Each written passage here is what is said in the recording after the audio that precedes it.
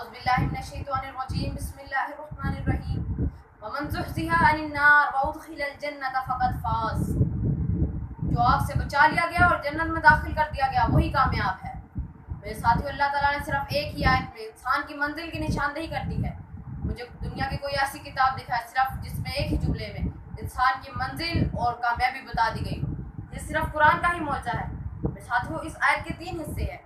ومن زحزح عن النار، جو آگ سے بچا لیا گیا، وادخل الجنۃ، اور جنت میں داخل کر دیا گیا، فقد فاز، بس وہی کامیاب ہے. ساتھیو، ہم نے 4 مراحل سے گزر کر جنت اور جہنم میں جانا ہے. پہلا مرحلہ عالم ارواح کا تھا، جہاں تمام روحیں اکٹھی تھی.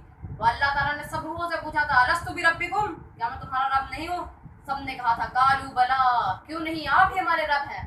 دوسرا مرحلہ عالم دنیا ہے، اور یہی عالم امتحان ہے. جو ہم یہاں بوئیں گے وہی ہم بعد میں جا کے کاٹیں گے.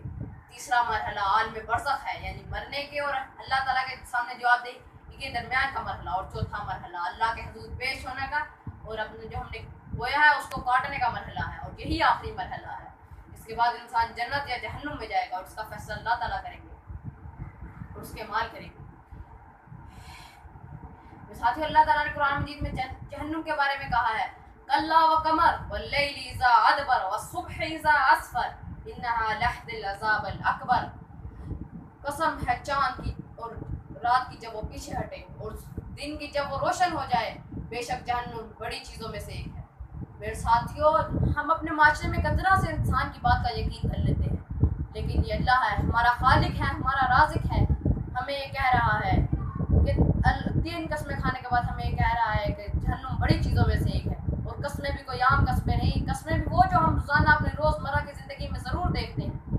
ساتھیوں، ہم جہنم کے بارے میں اندازہ اس بات سے بھی کر سکتے ہیں کہ جہنم کی آگ زمین کی آگ سے 70 گنا زیادہ ہے، یعنی تپش کے لحاظ سے اور گرمی کے لحاظ سے. اس کے ساتھ ہی اللہ تعالیٰ نے فرما دیا وَجَنَّاتٍ عَرْضُهَا السَّمَاوَاتُ وَالْأَرْضُ، اور جنت جس کی وسعت زمین اور آسمان جتنی ہے. میرے ساتھیوں، جنت، اللہ تعالیٰ نے جنت کا لفظ صرف 2 ہی مطلب میں سمجھا دیا. جنت کا مطلب جنت جس کی وسعت زمین اور آسمان جتنی ہے. یہ جو آسمان ہم دیکھتے ہیں صرف اتنی ہی نہیں، بلکہ اس کے اوپر 6 اور آسمان ہیں، سب آسمانوں جتنی، سب زمینوں جتنی. ہم جنت کے بارے میں اس بات سے بھی اندازہ لگا سکتے ہیں کہ جنت میں ایک ایسا درخت ہے کہ اس کے نیچے اگر عربی نسل کا گھوڑا درا دیا جائے اور وہ 100 سال تک دوڑتا رہے تو پھر بھی اس کا سایہ ختم نہیں ہوگا.